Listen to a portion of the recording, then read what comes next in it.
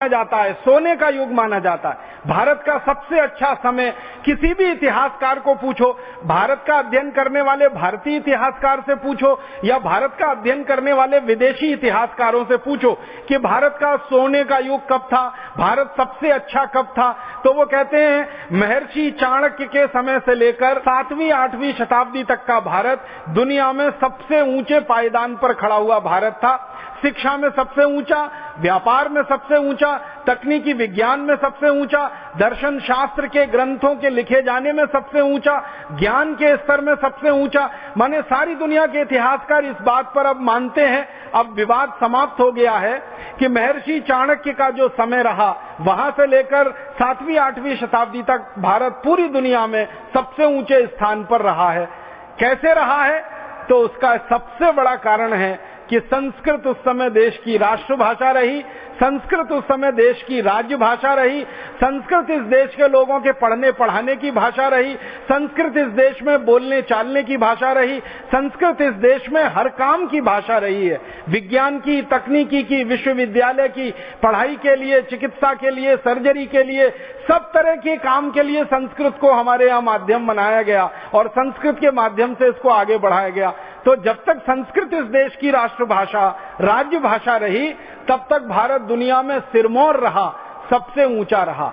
लेकिन जैसे जैसे भारत में संस्कृत का पराभव हुआ, जैसे जैसे संस्कृत की ऊंचाई कम होना शुरू हुई, संस्कृत का पतन शुरू हुआ, भारत का भी पराभव शुरू हुआ और भारत का भी पतन शुरू हुआ। ये कुछ संयोग नहीं है, इस पर गंभीर शोध करने की जरूरत है कि संस्कृत का पतन जैसे ही इस देश में शुरू हुआ, वैसे ही विदेशियों के आक्रमण भी शुरू हो गए इस देश में।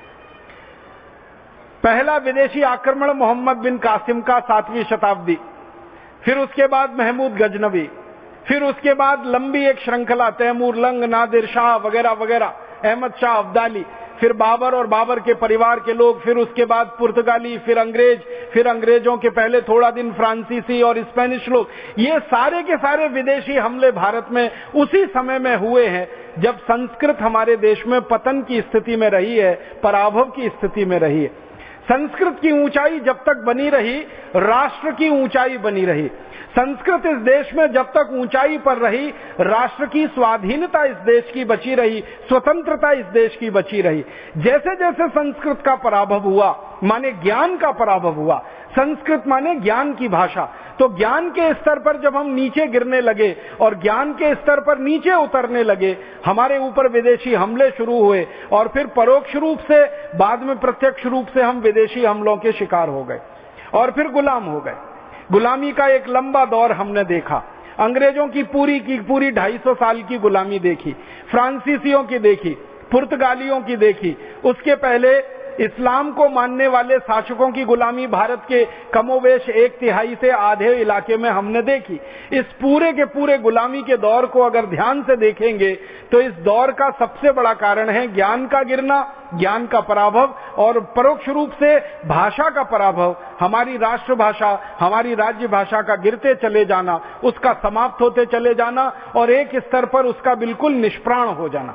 और अंग्रेजों ने तो साजिश करके, षड्यंत्र करके भारत में चलने वाले 7,32,000 गुरुकुलों को, जो मूल रूप से संस्कृत में पढ़ाया करते थे और पढ़ा करते थे, जड़ से खत्म कर दिया था, बंद कर दिया था, समाप्त कर दिया था।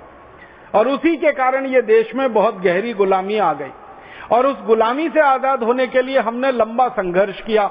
इस देश की गुलामी के समय में आजादी का संघर्ष करने वाले जितने भी क्रांतिकारी थे, वो चाहे किसी भी नाम से इस देश में काम कर रहे हों, अगर हम नाना साहब पेशवा की बात करें तो, तात्या टोपे की बात करें तो, झांसी रानी लक्ष्मीबाई की बात करें तो, रानी कित्तूर चेन्नम्मा की बात करें तो, राव कुंवर बहादुर सिंह की बात करें तो, भारत के किसी भी क्रांतिकारी की बात करें, वो उत्तर भारत के हों, दक्षिण भारत के हों, पूर्व के हों, पश्चिम के हों, सभी क्रांतिकारियों का ये मानना था कि भारत की आजादी मातृभाषा से जुड़ी हुई है। जब तक हमारी मातृभाषा को सम्मान नहीं दिला पाएंगे, हम इस देश में आजादी नहीं ला पाएंगे।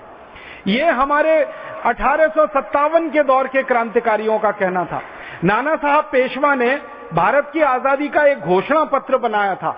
उस घोषणा पत्र का प्रथम वाक्य आप पढ़ेंगे तो आप में रोमांच पैदा हो जाएगा। नाना साहब पेशवा अपने घोषणा पत्र में लिखते हैं कि वह दिन दूर नहीं जब भारत में आजादी का सूर्य उगेगा, और वो दिन वो होगा जब हम हमारी मातृभाषा में देश के सारे काम कर पाएंगे, लोगों को न्याय मातृभाषा में मिले, लोगों को शिक्षा मातृभाषा में मिले, लोगों की आम बोलचाल मातृभाषा में हो, लोगों के जीवन का हर काम मातृभाषा में हो। हाँ, ऐसा दिन दूर नहीं है, हम बहुत जल्दी देख पाएंगे।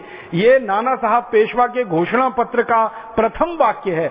माने वो मानते हैं कि आजादी की लड़ाई जो है और लड़ी जा रही है वो मातृभाषा की नींव पर ही खड़ी होगी। अब नाना साहब पेशवा का घोषणा पत्र हो, या तात्या टोपे झांसी की रानी लक्ष्मीबाई का संकल्प हो, या कित्तूर चन्नम्मा का संकल्प हो, या दूसरे दौर के जो आजादी के नेता माने जाते हैं लोकमान्य बाल गंगाधर तिलक का घोषणा पत्र आप पढ़ें, उसके पहले वाक्य में लिखा है। लोकमान्य बाल गंगाधर तिलक आप जानते हैं मूल रूप से मराठी भाषी थे। जन्म महाराष्ट्र में हुआ, शिक्षा मराठी में हुई, बोलचाल उनकी मराठी थी, सब कुछ वो मराठी थे।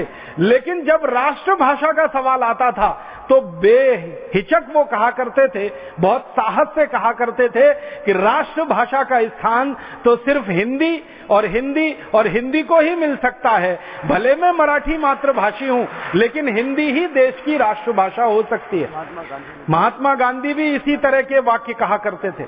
महात्मा गांधी का मूल आप जानते हैं गुजरात, उनकी मातृभाषा गुजराती, लेकिन महात्मा गांधी ने एक बार नहीं सैकड़ों बार ये कहा कि इस भारत की राष्ट्रभाषा कोई हो सकती है तो वो हिंदी ही हो सकती है, क्योंकि हिंदी ही देश की एकता को बांधने की ताकत रखती है, और हिंदी में वो शक्ति है कि पूरे देश को एक सूत्र में पिरोकर आगे बढ़ा सके। ऐसे ही हमारे देश के एक महान महापुरुष महर्षि दयानंद जी की भी बात अगर आप सुनेंगे तो वो भी यही मानते थे। मूलतः महर्षि दयानंद भी गुजराती भाषी थे। गुजरात में उनका जन्म हुआ, राजकोट जिले में, पढ़ाई संस्कृत में हुई, लेकिन वो बार बार ये कहा करते थे कि पूरे देश को एकता के सूत्र में पिरो सकती है तो हिंदी है, पूरे देश को एक साथ बांध सकती है तो वो हिंदी है, और भारत की राष्ट्रभाषा होने का गौरव अगर मिल सकता है तो वो हिंदी को मिल सकता है। बस उनके कहने में और दूसरों के कहने में एक ही छोटा सा अंतर था कि महर्षि दयानंद जी का आग्रह इस बात पर था कि हिंदी होनी चाहिए, वो संस्कृत निष्ठ हिंदी होनी चाहिए, शुद्ध हिंदी होनी चाहिए, जो संस्कृत के ज्यादा शब्दों का उपयोग कर सके।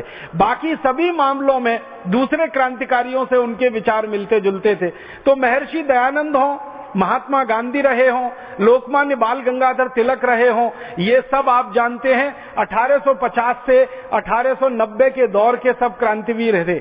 इसके बाद के जो क्रांतिवीर रहे, जैसे महर्षि अरविंद रहे, सुभाष चंद्र बोस रहे, चंद्रशेखर आजाद रहे, अशफाक उल्लाह रहे, और हमारे देश के विनायक दामोदर सावरकर रहे, ऐसे जो तीसरे दौर के आजादी के नायक इस देश में थे, उनके लिखे हुए शब्दों को, उनके लिखे हुए लेखों को, उनके दिए गए भाषणों को आप सुनेंगे तो वो सब भी एक बात पर सहमत हैं, वो ये कि अंग्रेजी भाषा का स्थान भारत में अगर कोई ले सकता है तो वो भारत की मातृभाषा राष्ट्रभाषा हिंदी ही है, और जल्दी से जल्दी अंग्रेजी को भारत से विदा होना चाहिए और उसके स्थान पर हिंदी को राष्ट्रभाषा स्थापित किया जाना चाहिए।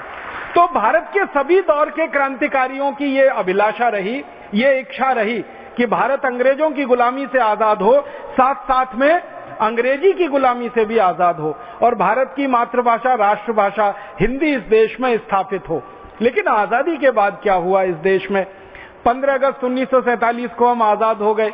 अंग्रेजों से हमने आजादी ले ली या अंग्रेजों ने हमको आजादी दे दी। आजादी मिलने के थोड़े दिन पहले तक महात्मा गांधी ये कहा करते थे कि आजादी मिल गई जिस दिन, महात्मा गांधी लगभग 6 महीने पहले जून 1946 में ये बात कह रहे हैं। वो कह रहे हैं कि आजादी मिलने के सिर्फ 6 महीने भारतवासी इंतजार करें, पूरे देश की राष्ट्रभाषा हिंदी हो जाएगी और सरकार के कामकाज की भाषा हिंदी हो जाएगी, संसद और विधानसभाओं की भाषा हिंदी हो जाएगी। और महात्मा गांधी ने इतनी कड़ी बात कही थी कि जो संसद में बोलने वाला सांसद हिंदी में बात नहीं करेगा, जो विधानसभाओं में बोलने वाला विधायक हिंदी में बात नहीं करेगा, तो महात्मा गांधी कहा करते थे कि मैं सबसे पहला आदमी होऊंगा जो उनके खिलाफ आंदोलन करूंगा और अंग्रेजी में बोलने वालों को जेल में भिजवाऊंगा। इतने कड़े शब्द उन्होंने बोले थे।